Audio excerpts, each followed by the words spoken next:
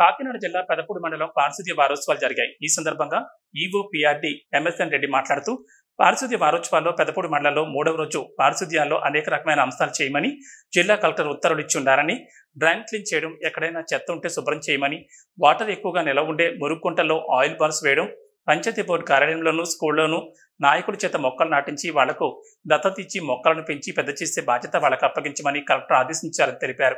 పెదపూడి మండలం అంతా అవేర్నెస్ తీసుకొచ్చి ప్రతి ఇంటికి కూడా కాచిన వేడి నీళ్లు తాగాలని, ఈ సీజన్లో వచ్చే వ్యాధులను అరికట్టడానికి ప్రయత్నాలు చేస్తున్నామని, వ్యక్తిగత శుభ్రం, పరిసరాల పరిశుభ్రం ప్రజలందరూ పాటించాలని ప్రతి ఒక్కరిని కోరి ప్రార్థించారు. అందరికీ నమస్కారం అండి. కాకినాడ శ్రీ కలెక్టర్ గారి ఆదేశానుసారం మరి మన కాకినాడ జిల్లాలో ప్రతి మండలం కూడా పారిశుద్ధ్య వారోత్సవాల్లో పాల్గొనాలని, ప్రతి నెల కూడా ఆఖరు వారం ఈ కార్యక్రమాలు చేపట్టాలని ఆదేశించున్నారు.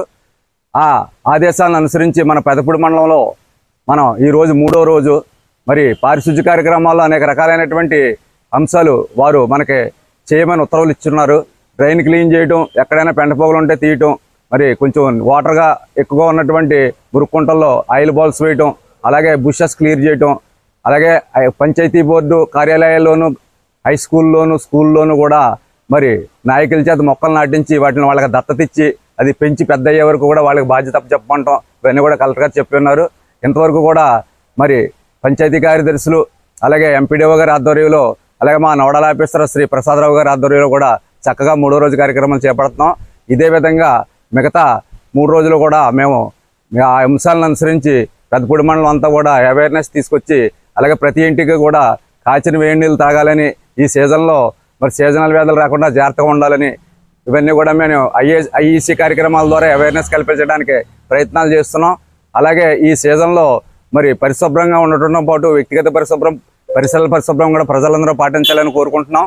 మరి ప్రతి ఒక్కరూ కూడా మేము సురక్షిత మంచినీరు సప్లై చేసినప్పటికీ కూడా కాచి చల్లార్చిన వేడి నీళ్ళు తాగాలని ఈ సందర్భంలో అందరికీ విజ్ఞప్తి చేస్తున్నామండి. పచ్చదనం పరిశుభ్రం అన్నది కాన్సెప్ట్గా మరి అందరూ కూడా ఇంటికో మొక్క నాటి ఈ వాతావరణ కాలుష్యాన్ని నివారించడానికి అందరూ కృషి చేస్తారని ఈ సందర్భంగా మీ అందరినీ కోరుకుంటున్నాను. Thank you very much sir.